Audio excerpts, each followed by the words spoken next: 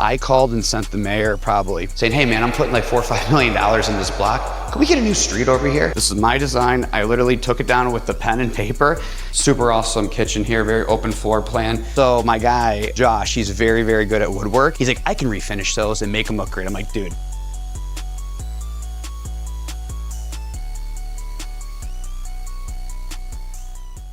So guys, we're in Ohio City, and this was a property I acquired a couple years ago. It was vacant, it was condemned.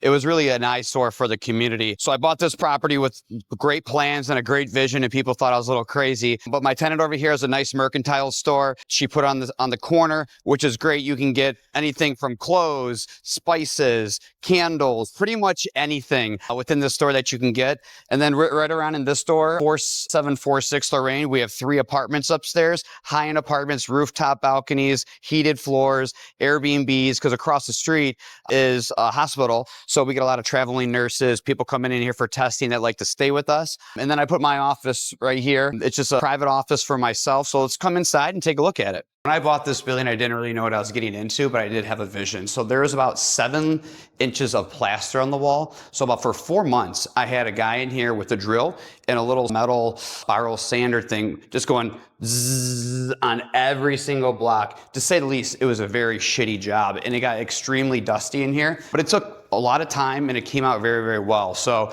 back in the day, this building was built in 1897. It's kind of crazy that it's that old and structurally it's sound. This was originally the Cleveland Trust Company, which was a bank from back in the day. So what I did with this office or this space, I just made it a private office. So that's where I work from, have a nice little lounge area in there. I come in every day and I log in and I'm able to work in silence. Everything on my walls is our business. Josh and I and Freeland and Glenn, all of these actually was a Christmas present that Josh got. It just shows all of the buildings that we've bought at that time in the past.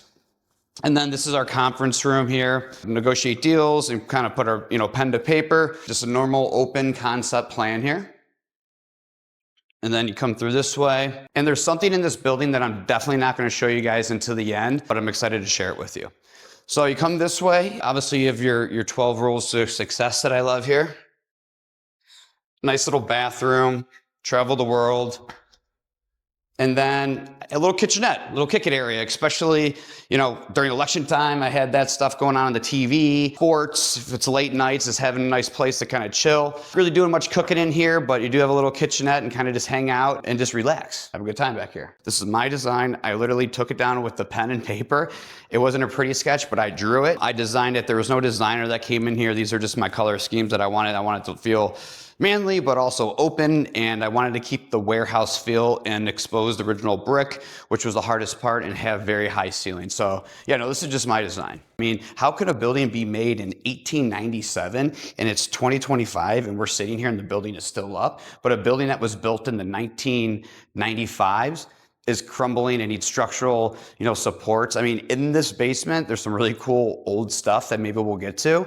But yeah, I mean, again, this building's over 112 years old. In the 2022, I bought that house from a wholesaler, the blue one, 1976 West 48th Street for $99,000. The original goal was to kind of knock it down. I was in negotiations on the dealership that is no longer there to potentially buy it. So I figured, hey, let's seal that, get an additional parking.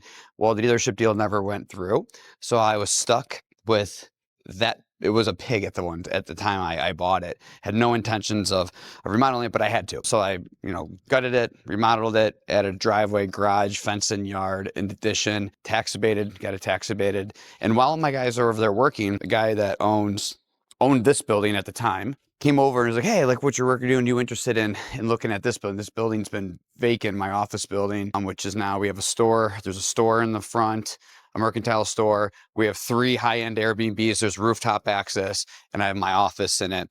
And he came over, he's like, hey, would you be interested in buying this building? It was basically condemned to vacant for years. It used to be an auto parts store as of recently prior to my ownership. But back in 1895 when it was built, it was a Cleveland Trust Company. This sidewalk or the cement thing right here, you can see these cinder blocks are wide and there was this vault. So they used to wheel the vault out and get the cash and wheel it back in. So in the basement, the infrastructure is crazy because it had this big vault in. So anyways, my guys are over there working. I'm like, sure, I'll be interested in taking a look at the property. Well, I ended up buying it.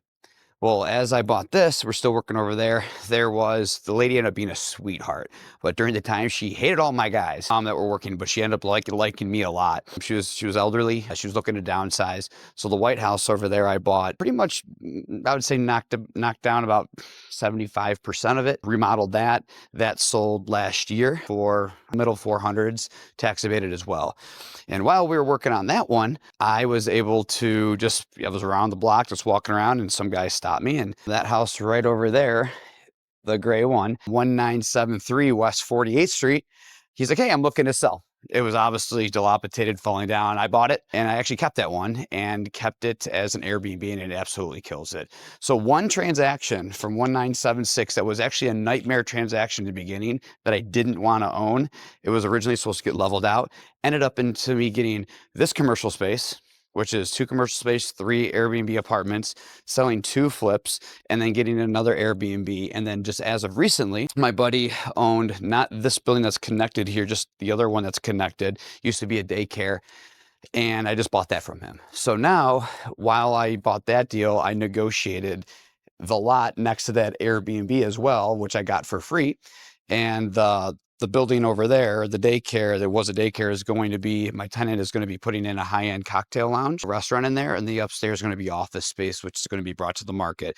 So literally one transaction led to converting this duplex into a single family, sold, getting another flip next door, another Airbnb duplex, a vacant lot, a commercial building, another commercial building. One, I'm improving this area. So right when I bought this building, this street was terrible. Potholes, bricks. I mean, it was not good to drive down. I called and sent the mayor probably 30, 40 emails and a couple voicemails a week. It's really spamming them, saying, hey man, I'm putting like $4 or $5 million in this block. Can we get a new street over here? Yeah, obviously there's a street renovation program that was going on, but I'm thinking because of the conversation that I had, and I got a reply from his assistant at the time, he said, sure, it's on our list. We'll get to it. Within 48 hours, it was like basically a weekend. The next weekend, after I heard back from them, they started stripping out the street, and they completely redid this whole street. As you walk down, you'll see new builds now. You'll see renovations going on. You'll see more tax abated properties. That was not happening when I first bought the house over here about 3 years ago, because we were right on the edge of Ohio City, but now there's a lot of new development going on, and it ended up working out great. And my own office is right here, and it's about 2 miles from where I live in Tremont. We're going into the apartments now.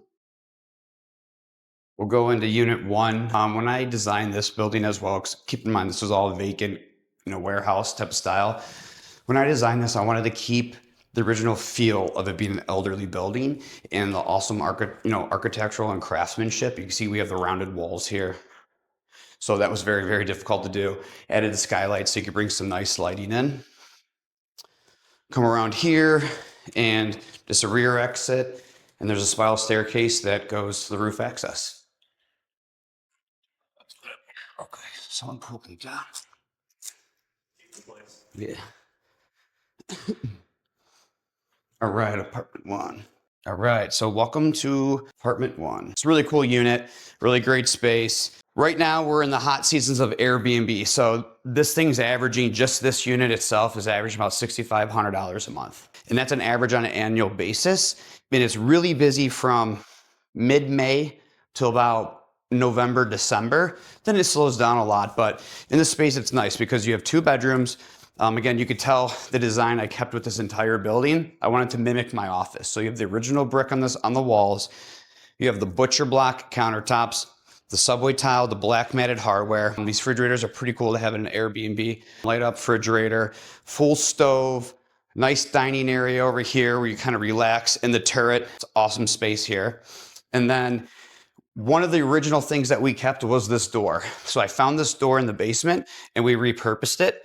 So it's just a big pocket door. You come in here, you have each bedroom has its own controlled heating and cooling, electric fireplace over there, full TV, and that's original fireplace that was there. Obviously it's electric, but that whole area was original fireplace probably 100 years old. I go off of every building has a unique kind of quirky vibes to it, but my style is more of like a relaxing but trendy boho type of style where everybody's gonna love it. The women are gonna love it when they're sorting.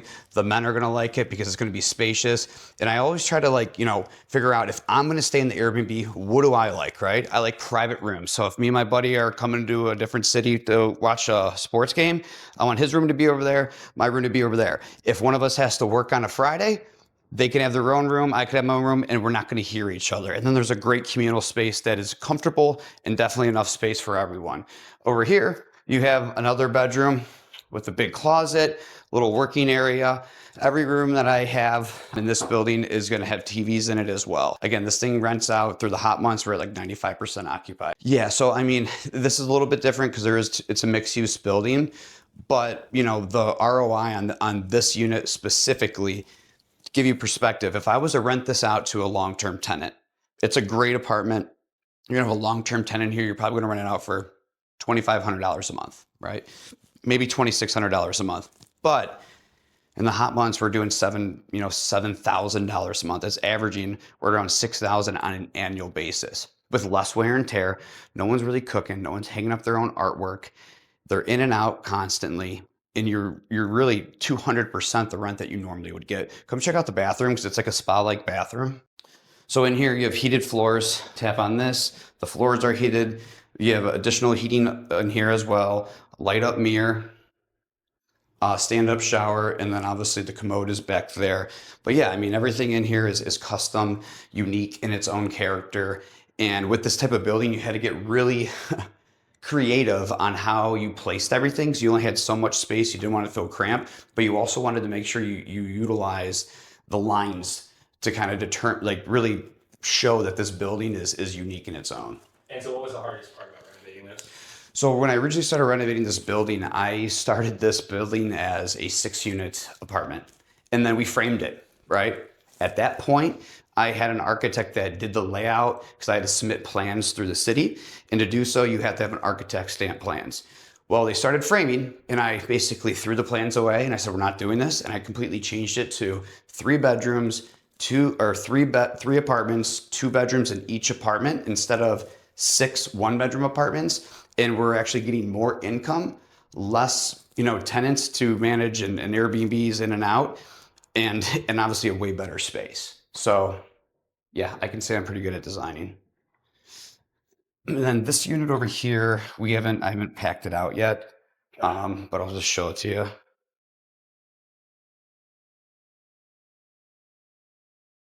It's honestly been a year and I'm just lazy and haven't finished it. But you can see maybe, so this unit's pretty cool too. So you can see how I do a lot of my Airbnbs. People don't really think of a lot of like, how is the unit gonna flow, right? Like, do you have enough space? So after making tons of mistakes with the Airbnbs where I bought couches, I'm like, oh my gosh, this couch is terrible, it doesn't fit. I just decided to measure stuff down, put tape down. So you can see we're getting ready to fill this one up. You have a couch, chair, coffee table, chair, end table. TV is gonna go up there with the entertainment system. You're gonna have 4 stools over here. You can sit down, full kitchen, nice size refrigerator. Forgot to mention every unit is equipped with its own washer and dryer. There was a washer and dryer in that other unit, but if you come over here, you got a nice washer and dryer stackable as well. And you can see made sure I grabbed skylights to bring in natural light in each unit. Here's another bedroom as well. You have a nice closet, bed, desk, dresser, closet. This bedroom's awesome. So this bedroom's huge. This is gonna be a little hangout area, like a powder room, like for, either work or a girl that does her makeup.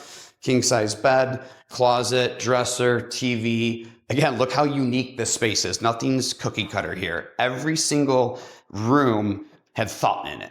Not because I wanted to, trust me, it's a lot harder because it had to. And if you didn't do it the right way, this building would be completely unusable. So originally there was supposed to be a wall here and this was going to be a bedroom for another unit. So when I changed the plans into 3 units instead of 6, it opened it up and this is a great usable space.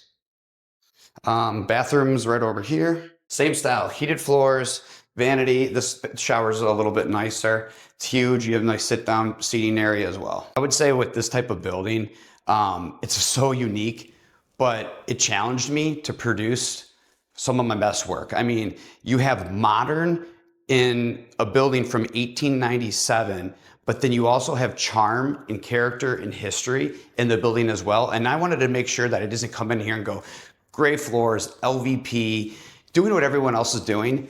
Maybe I over improved it a little bit, but you know what? It's going to last forever. This is real hardwood floor. It's not that cheap LVP stuff that is getting, turned over. It's quality hardwood floor. I call it basketball hardwood floor. Everything in this property is high end. I mean, you have touchless sinks where you just attach the side of the faucet, the water goes. Again, I mentioned the heated floors. You have up cabinet lighting. I'll shut these lights off so you can see. Should be on over there. Yeah, you have cabinet lighting on the top over there. The other refrigerator, if we want to go pop over there, I'll show you. It's a cocktail refrigerator, so it makes cocktail balls too. Like, the ice cubes. And again, a closet right here. We'll pop over there real quick just because I forgot to show the laundry and you can incorporate it in there. All right. And then also stackable washer and dryer, so you don't have to go to the dry cleaning. Every unit is equipped with brand new laundry facilities. And then the refrigerator is pretty cool. It's awesome, actually. You just tap on it, lights up. Then you have, it makes it makes craft ice maker as well. So it will literally make whiskey ice cubes as well for an Airbnb. That's super cool. I don't even have that in my own home refrigerator. It's funny. I take my wife through all my Airbnbs that I do. She's like, why are your Airbnbs nicer than our house? I'm like, well, I built our house in 2016 when I was 26 years old. And I got a little bit more experience now. We have to, because on Easter, we had the whole family over. It was great. We told our whole family that we're having a child. We're having a boy. So we're telling the whole family and we're cooking, right? We have all our close friends, our family over. And there's always an appliance that breaks at the Bremen household every holiday. For example, we had some issue with the deep fryer on the turkey last year. And then we're cooking and then the stove breaks. Not an old stove, it's probably 2.5 years old, but a stove broke. So that's an opportunity for Angela to be like, hey, since we need a stove, why don't we get a refrigerator, a new microwave? So she's gonna get one of those. Well, one, it comes down to a few things. You gotta make sure that you're paying attention to what you're doing, right? What makes this building awesome? When you're standing outside, you can tell it's an old building that's got character and charm. The worst thing you want to do is walk into you see an exterior building, you're like, wow, this thing looks great. And you walk in and it feels like you're walking into a new construction building. It's kind of like taking an old pair of shoes and putting new soles in them, but not cleaning the exterior of the shoe, right? Here, you got to clean the exterior of the shoe, you got to change the interior shoes, and you can't forget to change the laces. And that's what we did with this unit. We really hit all aspect of the building. Mechanically, we deleted all gas. So there's no gas in this building. It's 100% energy efficient. It is tax abated as well. So I was able to change the use through a historical renovation and get a tax abatement on this one. So it's a great return for my investors. And two, we increased our ROI with the amount of rent that we are getting by over improving the property just a little bit, by maximizing the space. We are actually getting higher rent because of that. Instead of doing the cookie cutter, same thing, micro units, very dense, we made them a little bit bigger so we have a little bit longer retention with our Airbnb residents when they stay.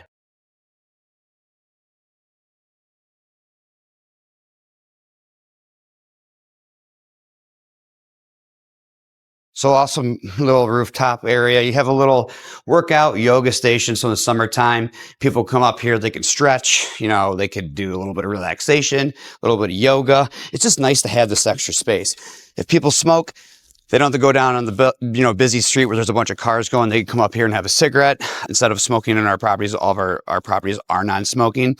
But yeah, there was no rooftop up here before. So I designed it.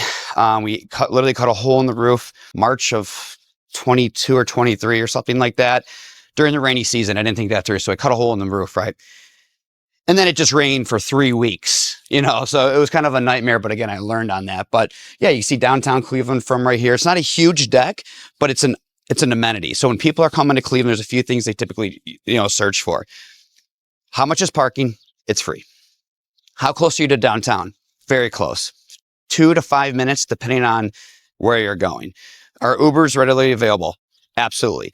Is it walking distance to anything? Yeah, you got Sense Pizza over there. You have Judith breakfast place down there. You got a mercantile shop downstairs. You got multiple coffee places. You go straight down the street. It takes you right into Edgewater Beach. So yeah, it checks those boxes, but also, is it quiet? Done. Do you have outdoor roof amenity? 90% of the guests will never even come up here. But if they're going to pick a unit over mine, or they're going to book my unit over someone else's, having that extra amenity is awesome to have. Especially at night, it's pretty cool. You know, you can see the terminal tower from down here. You get to see Cleveland. We watched the solar eclipse up here. It was pretty awesome. But yeah, I mean, nice usable space. And before, what I was telling you, that house I bought, renovated, sold, broke the market. Nothing on the street was selling over 200. That cleared 500. And that house next door, people told me I would never be able to get 300,000, sold for 420,000.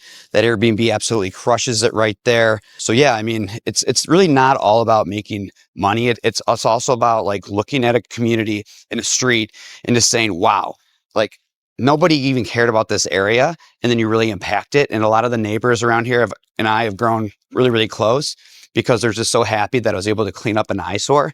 And quite frankly, when you have a vacant, massive building on a corner of one of the most busiest streets in Cleveland, it's just where riffraff can kind of hang out at. And now that's no longer happening. And because of the amount of money that I put in this area, Ohio City has extended their community cleanup and their community watch all the way down to 54th Street. I originally bought that house over there to kind of get this car dealership. The guy that owns it's a great guy. Him and I are actually very, very close. So couple months ago, unfortunately, there was a fire that happened. Cleveland Fire Department was great. They got over here, they left. They thought they got the fire out. Well, it came back again and it completely destroyed. It's tragedy. It's tragic what happened.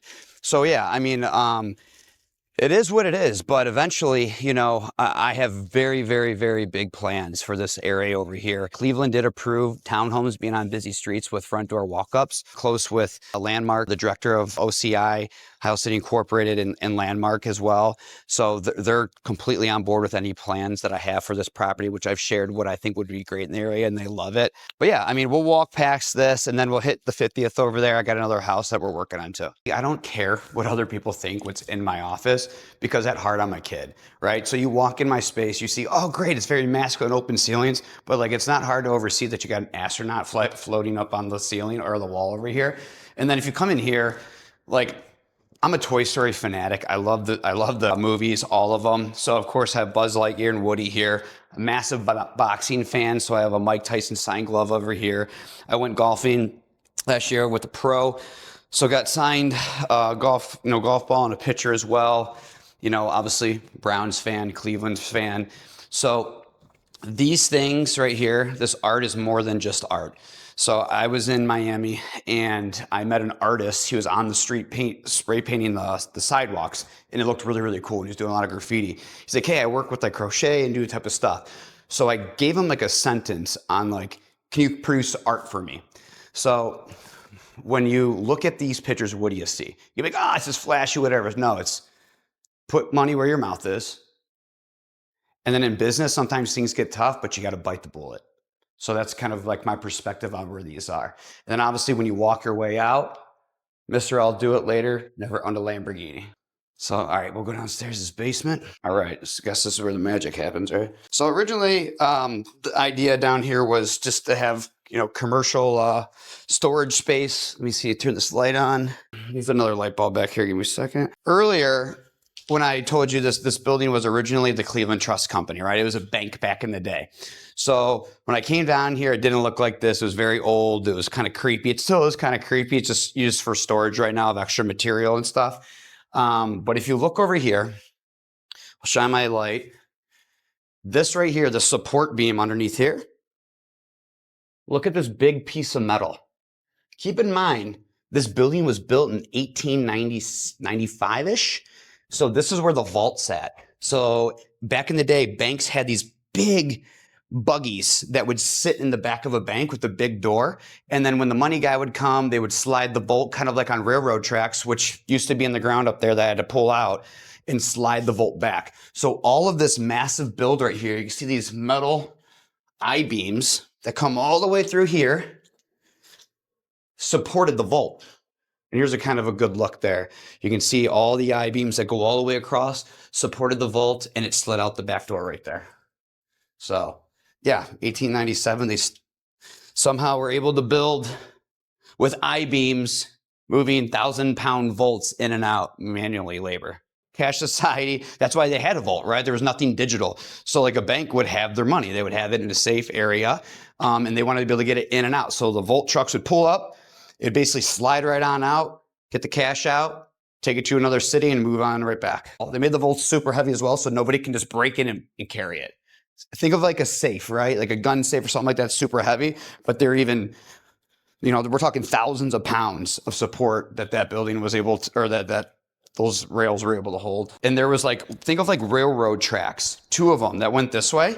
And that's where that vault frame is at. So they would literally right out the back. I might have, I checked my files, a picture of the actual, it'd be cool to snapshot it. I was able to dig up the original history of this property. So there were architects back in the day that literally built all of Euclid Avenue. This building was built by them. Coburn and Barnum were famous architects here that built this property, which used to be the Cleveland Trust Company. That, like I said, they built, Euclid, Public Square. They became one of the most prolific architects in the history of Cleveland ever, right? Back in the late 1800s, early 1900s, they designed and built things. They built over 143 buildings within Ohio City and Cleveland back in the day. Keep in mind, guys, this was horse and buggy, right? There might have been like a Mercedes that came out later. I don't even know when that happened, but it was legit horse and buggy. So in this file here, I believe, yeah, look, I have the original permit to build this thing. So you can see May 2nd, they paid $6 to build this property. The estimated cost to build this property back then was $500. It's insane. May 2nd, 1897. Right, so back in the day, the permit cost for this from Coburn and Barnum, they pulled the application for permit of a new structure on May 2nd, 1897, and the estimated cost was $500. It's insane. And then I was able, remember I mentioned it was a Cleveland Trust Company. This is the office that we're standing in right here. So these original posts were there. They're actually hidden in here. I saved them. But yeah, I mean, this is the whole storefront. This is the front door right there. The 2 apartments up top. It's kind of crazy. I mean, we can step outside. So back in the day, this permit right here, the original permit from May 2nd, 1897 by Coburn and Barnum, famous architects, they paid $500 was the estimated cost to build this, which in today's conversion to build this, it would have been, what, $30,000 to build it. So obviously it's some massive tax credit. That's just the permit, right? So definitely some tax credits that happened here. This is what the property looked like back then. You can see it says bank on there, the Cleveland Trust Company. It's insane. The property still looks like this. I mean, we could walk outside and I could hold this and you're going to see the storefront. You're going to see the 4 apartment windows up front. You'll see the building that's attached to it. And notice the brick road here. Everything was horse and buggy, brick road and dirt roads. I'm the 3rd owner of this building. The first guy that bought this building was obviously the bank owned it. In the corner, which is the mercantile store, used to be a pharmacy. Right? And he was a doctor and he lived upstairs. So as we were renovating the building in the store, I'm knocking out a wall and then we found a secret staircase that went upstairs. And I was like, what the hell is the staircase? And it kind of went right upstairs. And I've always wondered, the upstairs, what is this? It's weird. It was all original wood. There was doors, pocket doors, and that's where they had their maids living up there. And that's where they lived, the pharmacist and his whole family lived. And then this was the bank. So they owned it for years, literally since it was built, I think all the way until the 50s, 60s. And then it was bought, I'm the 4th owner. Then it was sold to another guy that had it forever. And then the previous owner, Mike, had it, and then I bought it. So it didn't transact a lot, which is why it hasn't changed uses. This was a bank, then it was this side was a bank, the other side over there was a pharmacy, and then it didn't really change at all. It was like that forever. Then it went vacant for many, many years during the Great Depression when all that stuff happened, and then it was a last ownership was, they called it Detroit hardware store for 20 years or something like that. And then it went vacant again for another 10 or 15 years. And then now here it is. So it's kind of great, where a lot of developers would have looked at this thing and probably knocked it down. So again, I own this building on this corner, and then I bought this building as well. It was a daycare for many, many years. I didn't kick them out. Don't worry. They were updating. They're growing, so they moved over to Clark into a bigger area. Mentioned before, this is going to be a high-end cocktail. My tenant is phenomenal. Gabby is a visionary. She's got amazing plans for this, so I'm helping her design and build it.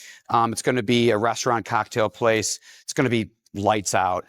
And then upstairs is going to be office space.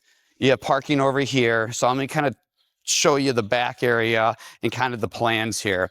So again, bought that one house. It led to 6 or 7 other transactions within 2 years. And people ask me, like, how do you find deals?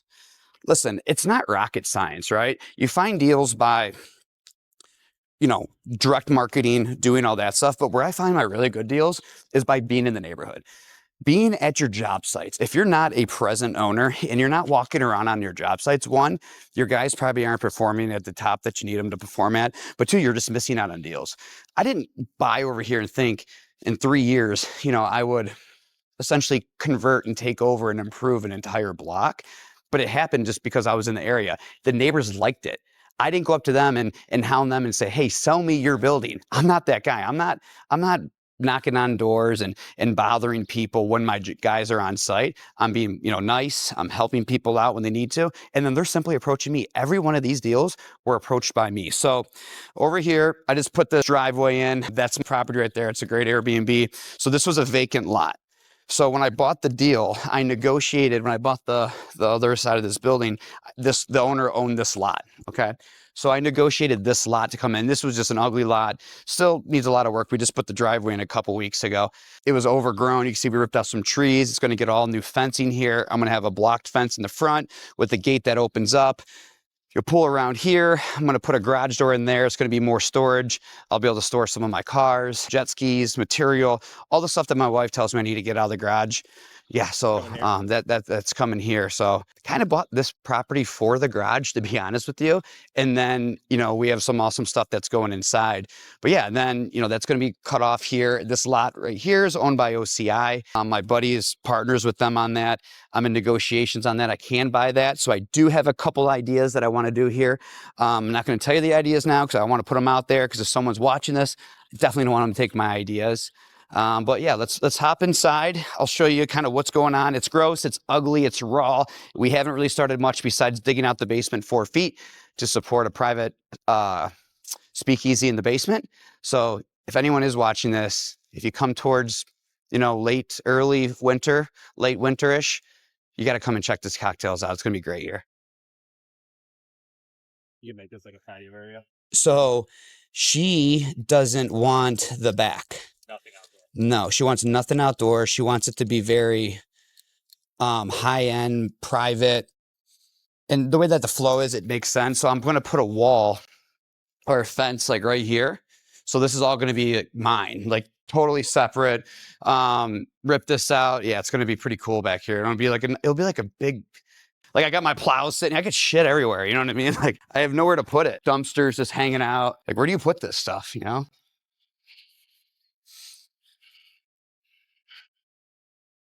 All right, so this property, inside of it, to give you guys perspective, is 100% better shape than what you guys just went through and saw my office, the Airbnbs, and the store. This is 100% better shape. It's actually, there was a tenant not too long and he go. So this is all going to be one space, front and back. There's going to be a kitchen in the back. She's going to put a bar in here. She's going to completely renovate everything here. It's going to be super high end. It's going to have multiple bathrooms, multiple booths and everything. So this was my first basement dig out. We dug the basement down about 3.5, 4 feet, because per code, you got to at least have 7 feet, 6-inch ceilings, and the ceilings are only like 6 feet. So in the basement, we dug it out so she can have additional bar down there. You're only going to be able to maybe sit like 2 or 3 people at the bar, and there's going to be some side seating, maybe 8 people down there, but it's pretty cool. Cleveland doesn't have a lot of, private speakeasy. She's going to be mad if she hears that I call it a speakeasy. That's the only way I know how to kind of say it, because it's, I don't know, just not a speakeasy. She told me to stop saying that, but it's pretty cool. It's dirty, it's gross, but right now you'll actually see that we were able to dig all this out already. So the original floor, to give you perspective, was right here. This was the floor. Okay, so like this curb was where the floor was at. We dug all the way down, and because this was an older building, you can't just dig up to the curb and pull it out, because then you could mess up the integrity of the foundation. So we had to underpin it, right? So we had to underpin the foundation, pour a curb all the way around here. She's gonna have a bar right here. You can see we have the plumbing stubbed up. So I have like a little mini bar here. This is all gonna go away. Little mini bar with maybe one bartender, a couple seating. It's gonna look really cool down here once it's done. That's just gonna be extra space that she'll be able to use for, brooms, mops, whatever, just storage stuff, a cooler maybe, just extra stuff. So you'll be able to see once the project's done where it was and then where it gets to, and you'll be like, holy crap, like different design. I just got this prepped. I call this white box condition. So essentially it's ready for a tenant to do whatever they want. I just cleaned it up, paint the walls, do very minimum. It's just an open space. The brokers have a listing agreement with me. They're gonna be, listing this out for somebody to rent. I just painted everything in here, just cleaned it, and that's pretty much it. So this is gonna be an open space up here. That's great for a law office, or any type of office, really. You have big, bright windows. You come in, you have a front entrance, a rear entrance. Got about 3,000 square feet up here. You have a room out, you have a bathroom, you have 2 bathrooms. And then you have a room over here, be a private office, conference room. And then you could have, especially if it is an office and you have clients and stuff in the front, this could be like the cafeteria, chill room, lunch room, or whatever, So we're just gonna go to the other block. I started doing business over there. How I found this deal was because the guy approached me and I bought that house that his dad gave him, and he had another one over on West 50th Street that his dad gave him, and he just doesn't want to be a landlord anymore. So I bought it. The property was always a 3-family, but the city of Cleveland didn't have it as a 3-family. So bought the house, ready to go renovate it, pulling permits, going to be a tax abated property. And what ended up happening is the city's like, oh, we don't have this as a 3-family. I'm like, what do you mean we don't have it? Long short, I had to go to the Board of Appeals, headache process. It was listed with the county as a 3-family. So do your due diligence. You'll get through it, but it took a lot of time, about $11,000 in architectural fees, just to get the property determined as a 3-family when it's always been a 3-family, just because the city of Cleveland just messed up on some managerial paperwork, which is very common. But yeah, and that's what ended up happening. So we're pulling up to 1978 West 50th Street. It's going to be an Airbnb. So right now we have, we'll hop out here, but it's going to be 3 units, 3 Airbnbs. All of them are super unique. We're in Ohio City. You have Lorain, Franklin, and then Detroit. There are 3 main streets that run parallel to each other. You're on the Lorain streets right here, and then you have cross streets, right? This is 50th. It goes all the way up to 65th. It goes 65th, 57th, 54th, 53rd, 50th, 48th. 47th, and it goes all the way down, and those run parallel and they go straight to the lake. So if you just drive straight down here, you get to the lake, which is why you have the lake breeze, because it just runs straight to the lake. You can almost see it. So at this house, this is actually really, really cool. I would say one of my most unique renovation ideas. So this handrail right here looks phenomenal, right? The house was built in 1917, and originally handrails looked like this. So when I bought the property, it was in very, very, very, very bad shape. Okay, so the handrails are falling down, but I still saw kind of what they looked like. Well, we gutted the inside. You'll see it's completely gutted. This wood was the 2x4s and the joists from the inside of the house that are, from 1917. So my guy, Josh, he's very, very good at woodwork. He's like, I can refinish those and make them look great. I'm like, dude, yeah, right. He's like, no, let me do it.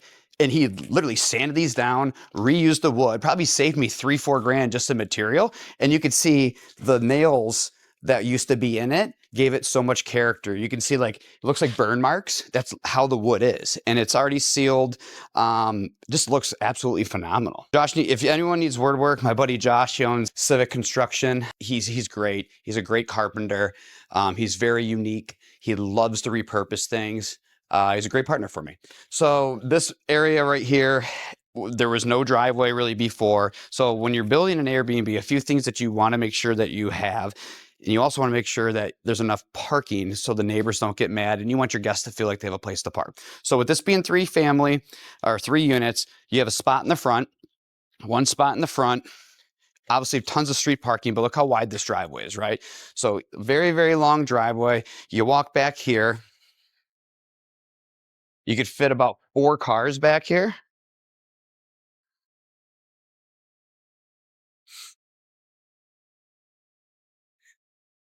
Fit about 4 cars back here, 1 here, maybe 2, maybe 3 cars back here with 1 in the front. Plenty of parking space. There's going to be a fence that goes around this entire property. So you have a nice backyard, have some cornholes back here, maybe a little bit of volleyball. Will be, a little lounging area that people can kind of hang out with. That's Sense Pizza, which is a great pizza place just right over there. So it's a nice thing to be able to tell our guest, hey, make sure you walk over and have Sense Pizza. It's literally right on the corner. If you're a pizza guy like me, you definitely got to try it. So yeah, we'll go inside. Guys, keep in mind that this building right now this house right now is gutted. So we just filed for MEPs, mechanical, electrical, and plumbing. This property I could have turned this property in about 90 days, but because I had to go back to the Board of Appeals, it took about 7 months. So the property on the exterior has already been done. It was done before winter, but now we're able to kind of get going with the inside. So we just passed our HVAC rough-in, and we're passing our plumbing, electrical this week. So you can see all of our permits are filed over here. So if the city comes up, you just don't want them hitting violations, thinking that you're working without a permit. It's usually 1 of 3 different codes.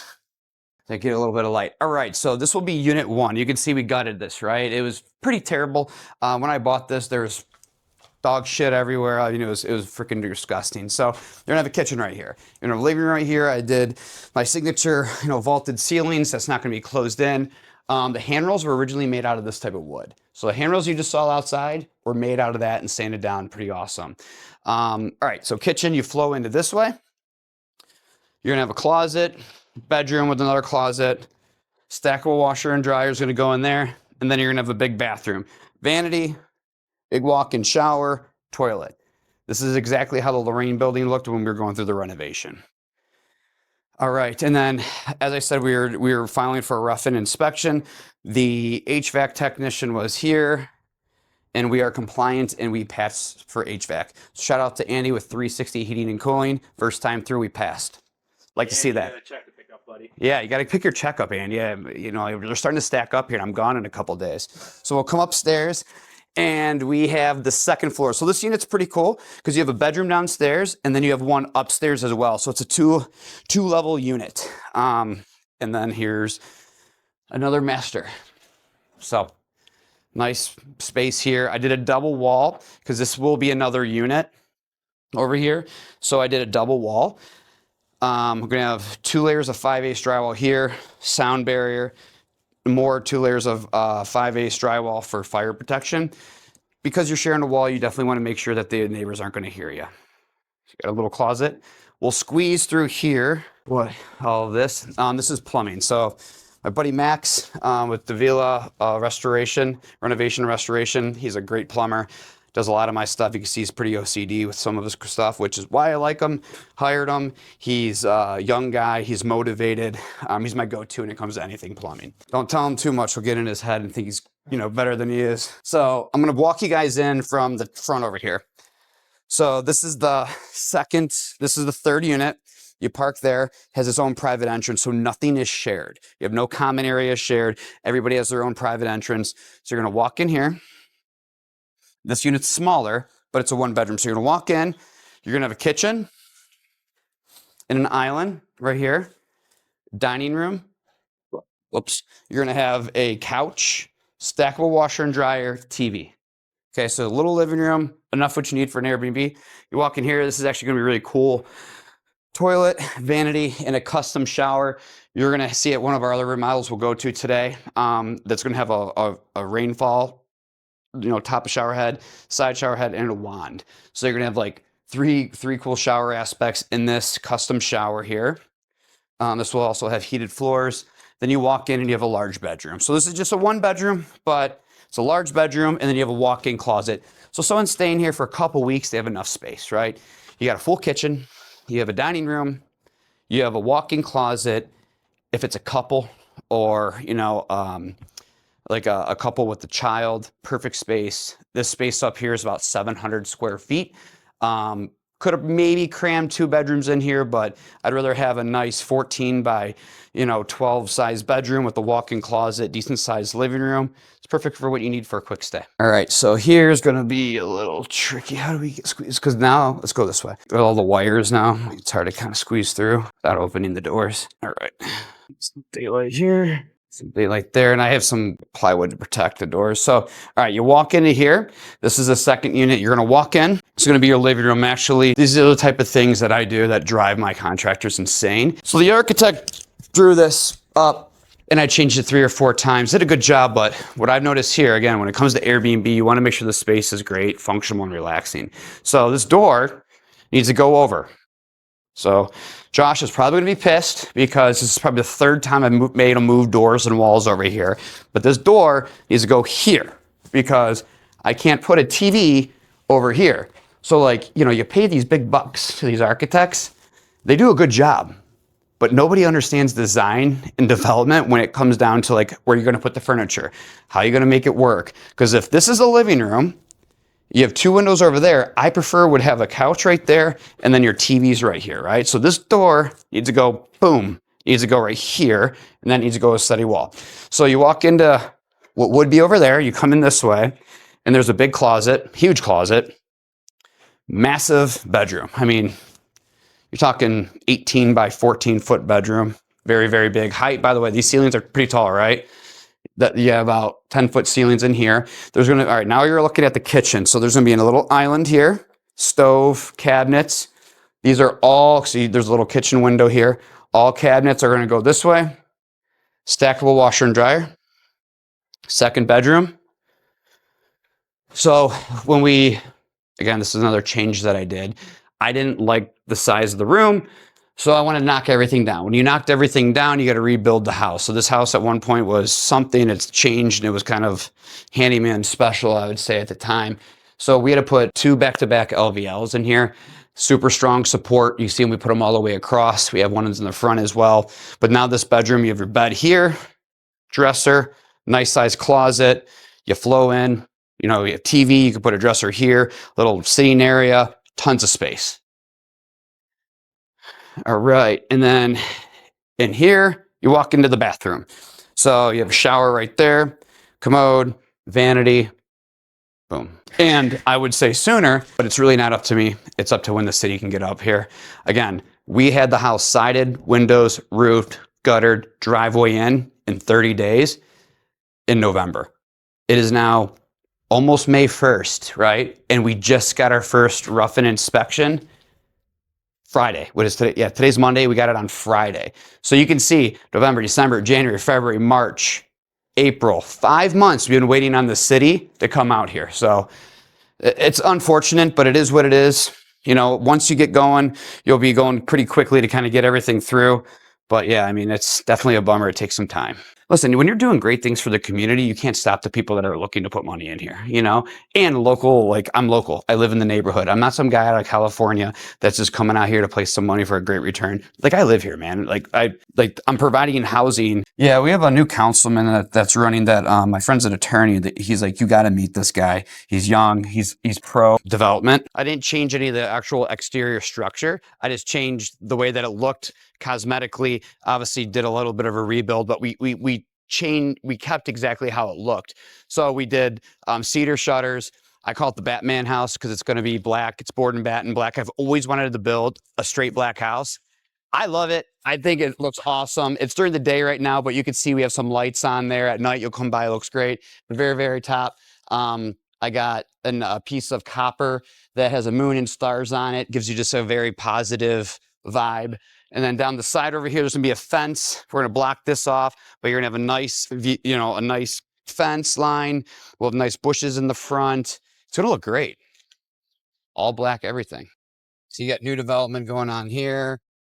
Forest City shuffleboard. So like it's great to see the street really picking up. You have multiple restaurants over here. You're close to the freeway. Every part of like Cleveland, like when it's Ohio City, Gordon Square, Tremont, even within those communities have different vibes and feels of the neighborhood. Like I say there's 4 Ohio cities, right? There's 2 Tremonts. There's Tremont, there's Southside Tremont, and there's other Tremont. Both of them are great. They all have their own quirky differences in them. Ohio City's definitely, 4 different neighborhoods all in one. This area 2 years ago, there was nothing here. It was all old buildings, all new development stuff, great restaurants here. The Italian sub shop Trippy's over there is really, really good. This bike shop just closed down after being open for, geez, I don't even know, like 30, 40 years. So something's probably going to go there. Just think about it. People are riding around with horse and buggies here like not too long ago. Local neighborhood community club. So whenever you're doing a renovation on one of these historic streets, like what I'm investing in, anything on the exterior, you have to go through the local committee, which is called Ohio City Incorporated. Ohio City Incorporated reviews your plans. They like it. They help promote it. And then you move up to a landmark, and then which is Cleveland. And you have the historic reservation protocol that you just have to follow, which, you have to keep similarities, colors, design, architectural craftsmanship in a historic way, and then you move into landmark and the landmark approves it, and then you go into permitting. So when people drive by, they're like, oh, why don't they just knock down this old building? Why don't they just do that? 1, because they're idiots. Why would you ever want to do that? You want to keep the original architectural form. But 2, it's because you can't. The city will not allow you to. So you have to follow these rules.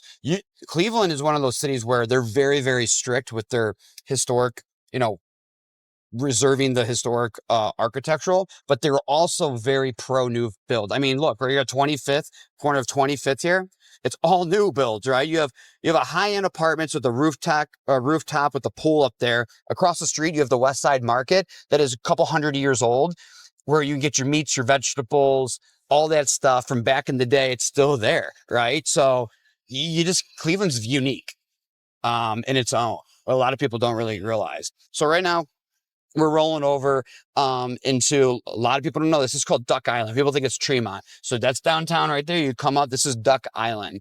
So all this stuff is new. And do you know why it's called Duck Island? All right. So it's called Duck Island because back in the day, there was bank robbers, right? There's all the time, there's crime, bank robbers, especially during with crashes and stuff. Well, when the robbers would be shooting out of downtown from the banks, they would duck over here and hide from the police. Which is why it's called Duck Island. It's actually pretty unique. Why did they duck over here? Just by the bridge or what? Because when you came downtown from that hill, there was like little side streets that you can duck away. If you're, beating the cops, you could duck away and hide from, and they wouldn't be able to find you because you'd be in it's the first neighborhood right out of downtown. Rolling into my neighborhood, Tremont. So I built over here, started design plans probably 2015. We got a nice little sign. Tremont is the most historic, I believe, neighborhood in Cleveland. But what's even cooler is it has the most churches. The amount of churches that are in Tremont, it's crazy. I don't know the number, but I think it's like 30 plus, and this is not a big community. It's probably more than that, where they have, like the bus tours you can do, like the drinking bus tours, or you see those people on those benches riding like those bikes that propel it. Well, they have like the game where every time you see church, you'd say church and you have to drink. And trust me, you're not walking straight when you get back because of how many churches. So we just passed one, whole new development project coming in here now. It's great to see. This is just, I guess you can call it, north side Tremont, but it's regular Tremont because the south side's over by Clark. You have price ranges from $100,000 old homes that need fully gutted, renovated, up to $1 million to $2 million townhomes, single families, and condos. This is we're on Professor Avenue. You have a lot of bars, restaurants, VFWs, bunch of just historic awesomeness of this neighborhood. You can tell like all the trees around here. You have Dante's, another pizza shop. You have a school here, another church, a couple churches actually. I think the reason why there was, and each church is different. So like it's either one's Orthodox, you have Catholic, there's a bunch of different types of churches because the steel mill's right here. So back in the day, a lot of people migrated over here, Ukrainians, Russians, Germans, Italians, they all kind of migrated and they worked in the steel mill. So then they lived over here and they created these churches. I got married in Tremont. My wife is Russian Orthodox. So we got married at the church, which is literally walking distance from my house. We're going to pass it. We're going to kind of go up my block and over to the home that my guys are working on right now. Got married in. They're doing a renovation to it. It's very beautiful. It's very historic. So we're turning down Thurman Avenue, which is my block. So I live on University right over here. We're not going to turn down there, but I live right over there, down in there. Yeah, my house is actually the blue one, right back there. That one. Got it. Yeah. So these are all new townhomes that got built up in here. I mean, these are going for 600,000 to 700,000, and they're like 1,500 square feet. It's insane. Insane. When I built over here, there was nothing around besides some midnight gunshots going on. And now look at it. You take risk in real estate, buy where you would live, and look at opportunity, right? You want to look at areas that have charm and character. So this is a very historical neighborhood, right? Yeah, when the market went down and people could say the crime was kind of high, but the crime would have been kind of high, but everywhere is kind of high at one point in Cleveland. But people cared about their homes. Even how old their homes were, you could tell people cared about their yards. They cared about being very unique, right? Everything was super, super unique in this neighborhood. And I saw that. I'm like, this is a neighborhood that I want to be part of. You know, there's a lot of old families that were here for tradition, that lived here for, you know, decades and decades and decades. Like, you know, a grandma lived here, then the mom took that over, then the grandchildren took that home over, and then all of a sudden that's when new stuff started, you know, getting built and popped off. And obviously tax abatements helped out Tremont a ton, because then it gave people an incentive to move here. I love Brooklyn and Brook Park. I probably have 32 homes in Brooklyn and Brook Park, and I've started buying over there in probably 2017. Okay. It's crazy, man. I was paying like 30,000 to 40,000 a house, and now they're selling for 200,000 to 300,000. You know, so I love Brooklyn and Brook Park. So I bought this house about a month and a half ago. Saw it pop up for sale. I like the area. It's, again, walking distance. I walk my dog down the street all the time. You got nice little bars over here. As soon as I bought it, there was a building here they knocked down. I'm like, boom, gold mine. They knocked it down, which means there's going to be some more development. I didn't buy that because of it, but it's definitely not going to hurt. So, yeah, so we're at 2295 Thurman. Bought this house for, I don't know, 250,000, putting a little bit of scratch in it. Don't really know what I'm going to sell it for yet, or if I'm even going to sell it, I might keep it. But it's an awesome home. So originally this house was 3 bedrooms, 2 baths.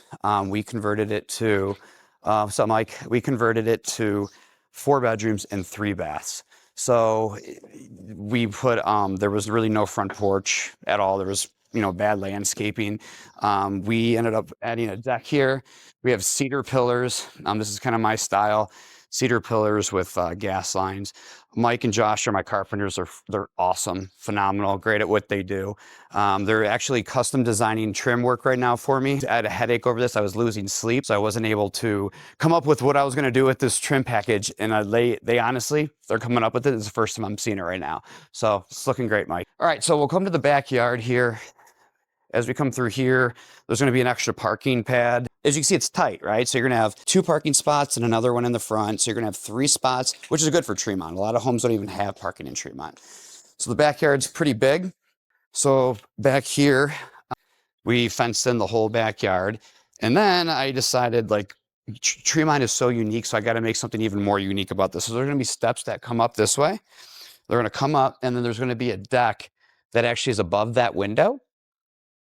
It's going to be one level, and then you'll be able to see downtown. Right now, the trees are blooming, which is great, but you can see, you could see downtown through the trees over here. So once you're up on that deck, You'll be able to see downtown, so you have great outdoor space, a great covered, you have a patio right here that's going to be covered, and you have a backyard, fenced-in backyard. So if you have a dog, just a great living space, outdoor space in Tremont. So we'll go through the front door now.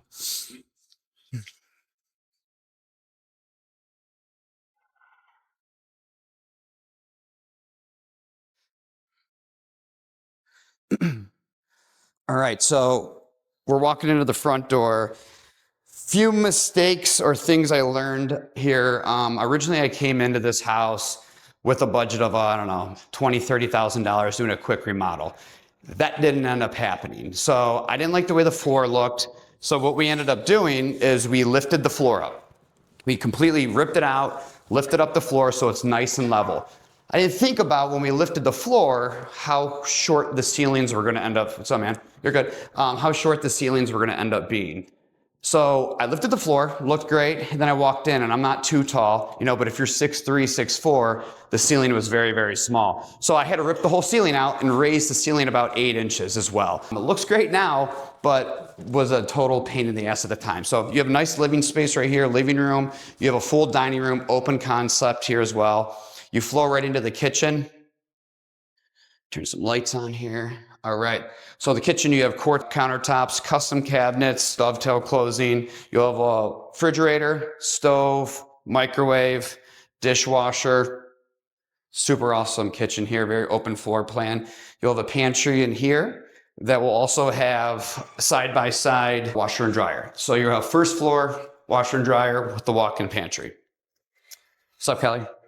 You come through here, you have a bathroom off the kitchen. So nice little bathroom with a custom shower. Let's get a picture of that. It's nice. Got it. Cool. So originally there was a door here. So this is where my design kind of comes into play. So there was a door here, and this was the most awkward room. So I made this into like a hallway, and this is the master where you come in here, you have vaulted ceilings, it's big, it's open. I added a window to bring in some light. Then you walk in through here. We're gonna pop in here for a sec, bud. Is there lighting? Yeah, right? Cool. Can't get everywhere. Oh, you're good. So you walk in through here, it's gonna be a walk-in closet. And then you have a custom shower and bathroom. So you have a custom marble shower over there. And a vanity. You remember that the vanity looks pretty familiar from the Lorraine project. Heated floors, tile. With the shower, you have the rainfall from the top, the normal shower head, and then you have the wand. So you have 3 sources of spray, which is pretty nice. All right, so there's gonna be carpet that gets put in here. Again, everything on the floor, downstairs, hallways is real hardwood, not any of the LVP stuff. This house was originally 3 bedrooms, 2 baths. With awkward rooms. This was a very, very awkward room as well. And the downstairs awkward room. So keeping it real, it was like 1.5 bedrooms that were actually like functional. So this is now, what I've done here is I built the walls out. Mike and Josh built custom built-in shelving here. So you can have a bed right here, TV, an area over there for a dresser, and then you have a walk-in closet. So this could be kids' room, an office. This bedroom could be a kids' room, office, another bedroom for a teenager, whatever. But look how much space this is. It's great space to store a Christmas tree or whatever, And then you got right out of the backyard. Oh, look, we're looking at another church. So yeah, I mean, built-in cabinets here, and it's this dead space back there, but it's more functional. Like, no one's going to use that space all the way over there. You might as well put something unique into it. All right, so then you have a full bathroom here as well. So new shower or new tub and shower, toilet, vanity, mirror, lights. Little skylight. Yep, skylight added in there. Another bedroom up here, nice and bright, good size. Just to find a 4-bedroom house in Tremont is rare. But then to find a 4-bedroom house with the master on the first floor, because most people that have children do not want their master on the second floor and any bedrooms on the first floor. You want your master on the first floor so the kids can't get out at night. So the layout is perfect. But then you add 3 bathrooms in there as well. You have your private in-suite master bathroom. You have one off the kitchen if you have, a baby and you're cooking and you have a kid that needs to take a, make sure he's taking a shower or whatever, then you have a tub upstairs as well. So you have 3 full bathrooms in Tremont, which is phenomenal. So when you talk about value here, so I could have renovated this property, kept the layout, still made it look nice, but there's real value here. I don't know what this house is going to sell for because I don't know for sure if I'm going to sell yet, but I can't see this thing selling for anything less than $500,000 because you added an additional bedroom, an additional bathroom, and an entirely open concept. And we updated all the electrical, plumbing, added a new AC unit, and the furnace was actually only a year old. So that was definitely a positive when I bought this property. There was like pavers here. We're gonna be redoing all new pavers. And I was gonna have landscaping in front, and it just didn't look right. So we added cedar in the front, and it smells great, by the way. And it just kind of goes with the whole vibe of Tremont, right? It's very like craftsmanship, very old and history view, but still looks modern, right? You throw in the gas lines and there's handrails, which probably most people aren't doing. I did that on my house when I built it, and I'm kind of replicating that around now, so looks great. All right, guys, if you liked what you heard today and you want to learn more and do some coaching with us, go to www.freelandwealthcall.com. And then if you want to learn more or you want to see me post a video, some extra stuff you want to learn about, go to ask@freelandventures.com. Just ask us a question. We'll sift through them and I'll maybe put a video out to some of the questions that you guys have. We are looking for motivated individuals. My team is looking to hire property managers. So if you have any background in property management, we want to talk to you. If you guys are looking to apply, you could either click on the link below or email HR@freelandventures.com.